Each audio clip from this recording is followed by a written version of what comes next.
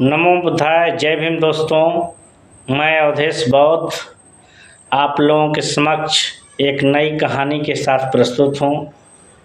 कहानी का सार ये है कि आए दिन समाज में व्यक्तियों पर अत्याचार हो रहे हैं और जिस पर अत्याचार हो रहे हैं वो समझता है और बगल वाला ये सोचता है कि चलिए उस पर अत्याचार हो रहे हैं, मैं तो बचा हूँ।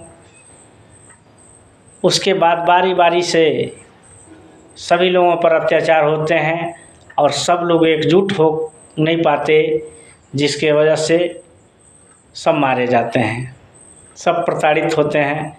इसी पर कहानी है, आप लोग इसको सुनिए। एक चूहा एक कसाई के घर में बिल बना के रहता था।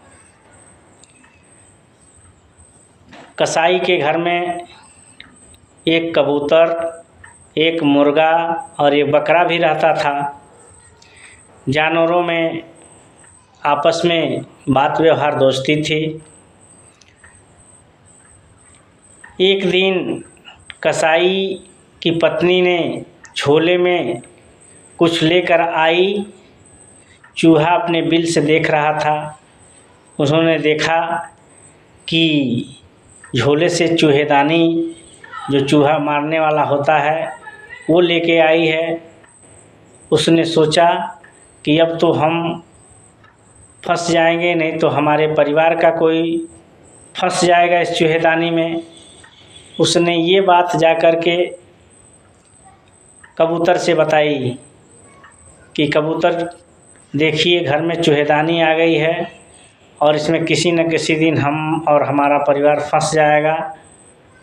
कबूतर हंसा और कहा कि चूहेदानी से मेरा क्या ताल्लुक़ है, जाओ तुम जानो, तुम्हारा काम जाने। वहाँ से निराश होकर चूहा मुर्गे के पास गया। मुर्गे से कहा कि देखिए, घर में चूहेदानी आ गई है और कैसे बचा जाए। मुर्गा कहा कि ये हमारा मामला नहीं है, ये तुम्हारा मामला है, तुम जानो, तुम्हारा काम जाने। वहाँ से निराश होकर चूहा फिर बकरे के पास गया और बकरे से कहा कि घर में चूहेदानी आ गया है, अब हम और हमारा परिवार नहीं बचेगा। इस पर बकरा भी हंसा और बोला कि चूहेदानी से और मेरा क्या संबंध है, तुम जानो, तुम्हारा काम जाने। एक दिन चूहेदानी में चारा लगा के रख दिया जाता है। रात में अंधेरी रात होती है, खटाक से आवाज़ होती है और कसाई की पत्नी सोचती है कि चलिए आज चूहा एक मर गया।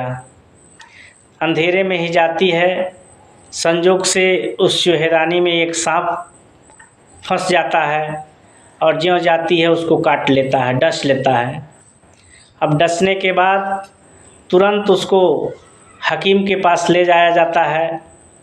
हकीम बोलता है कि ऐसा है, इसको कबूतर का सूप पिलाइए तो उसमें आराम मिलेगा। कसाई तुरंत आता है, कबूतर को पकड़ के उसका हत्या कर देता है और हत्या करने के बाद उसको उबाल के कबूतर का सूप उसकी पत्नी को पिलाया जाता है। यह बात जब कसाई के रिश्तेदार सुनते हैं तो कहते हैं कि भाई चलिए देखने, तो भीड़ लग जाती है उसके घर और रिश्तेदार आ जाते हैं। तो शाम को भोजन के प्रबंध के रूप में मुर्गे को काट दिया जाता है और उसको काट करके उसको भोजन के रूप में लोग कर लेते हैं। उसकी पत्नी तब तक ठीक हो जाती है और ठीक होने के बाद जब घर वापस आती है तो उसकी खुशी में एक शानदार पार्टी का आयोजन होता है और उसमें बकरे को की बलि देकर शानदार पार्टी मनाई जाती है। अब इस तरह से सभी लोगों का यानी सभी जानवरों का नाश हो जाता है। इस कहानी से हमें ये शिक्षा मिलती है कि हमारे आसपास अगर किसी पर कोई अत्याचार हो रहा है, कोई प्रताड़ित हो रहा है या कोई सलाह अच्छा दे रहा है तो उसको हम सब लोगों को मिल के मानना चाहिए। अगर नहीं मिल के माने तो फिर वही हाल होगा जो इन पशुओं का हुआ। दोस्तों, इस कहानी से आपको ज़रूर कुछ प्रेरणा मिली होगी।